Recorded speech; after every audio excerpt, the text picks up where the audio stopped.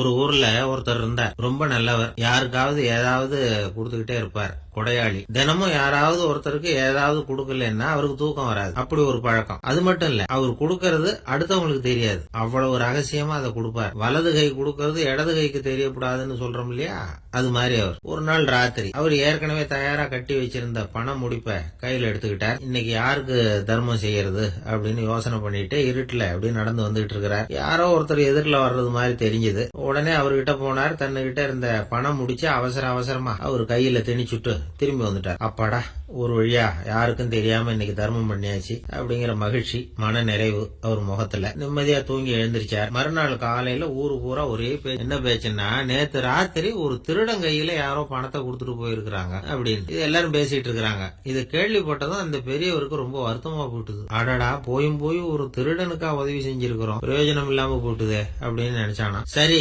இன்னைக்கு யாருக்காவது உதவி செய்யும் அப்படின்னு சொல்லி முடிவு பண்ணிருக்கிறார் இந்த ஆள். இவர் வழக்கம் போல தெருவில் இறங்கி நடந்திருக்கிறார். கையில பணம் முடிச்சோட தான் எதிரில யாரோ ஒரு பெண் உருவம் மங்கலா தெரிஞ்சிருக்கு. இவர் உடனே அந்த பொண்ணு கிட்ட பணத்தை கொடுத்துட்டு திருப்தியா திரும்பி வந்துட்டார். மறுநாள் காலையில ஊரு பூரா என்ன பேசிக்கிட்டாங்க தெரியுமா? நேத்து ராத்திரி யாரோ ஒருத்தர் நெறி தவறி நடக்கிற ஒரு பொண்ணு கிட்ட பணத்தை கொடுத்துட்டு போயிருக்காங்க அப்படின்னு பேசிக்கிட்டாங்களாம். அடடா, இன்னைக்கும் தவறுதலா நடந்து போச்சு அப்படின்னு வருத்தப்பட்டிருக்காரு இவரு. இருக்கட்டும், இன்னைக்கும் ஏதாவது தர்மம் பண்ணுவோம் அப்படின்னு நினைச்சுக்கிட்டாரு. இனிமே ஜாக்கிரதையா இருக்கணும்ங்கிறது அவருடைய தீர்மானம். அது மாதிரி 3ஆம் நாள் ராத்திரியும் புறப்பட்டாரு. இப்பவும் எதிரில ஒருத்தர் வந்தார். இவர் பணத்தை கொடுத்தார், வந்தார். மறுநாள் மக்கள் என்ன பேசிக்கிட்டாங்கன்னா, நேத்து ராத்திரி யாரோ ஒரு செல்வந்தர் கையில பணத்தை கொடுத்துட்டு போயிருக்கிறாங்கப்பா அப்படின்னு பேசிக்கிட்டாங்களாம். ஏற்கனவே பணம் இருக்குது, அவர்கிட்ட இன்னும் கொஞ்சம் பணத்தை கொடுத்துட்டு போயிருக்காங்க. அவருக்கு ரொம்ப வருத்தமா போட்டுது. இது என்ன, இது தினம் இப்படி ஆயிடுது அப்படின்னு நினைச்சுக்கிட்டே படுத்து தூங்கினார். அன்னைக்கு ராத்திரி ஒரு கனவு. அந்த கனவுல இறைவன் வந்து சொன்னாராம், இந்த பாருப்பா, நீ கொடுத்த தர்மம் வீணா போயிடல. உன்கிட்ட பணம் வாங்கின அந்த திருடன் திருந்திட்டான், அந்த பொண்ணும் திருந்திட்டா, அந்த செல்வந்தனும் இப்ப கொடையாளி ஆயிட்டான். யார் வந்து என்ன கேட்டாலும் கொடுத்துக்கிட்டு இருக்கிறான் அப்படின்னு சொன்னாராம். இந்த கதையை சொன்னவர் யாருன்னா நபிகள் நாயகம். இதுல உள்ள கருத்து என்னன்னா,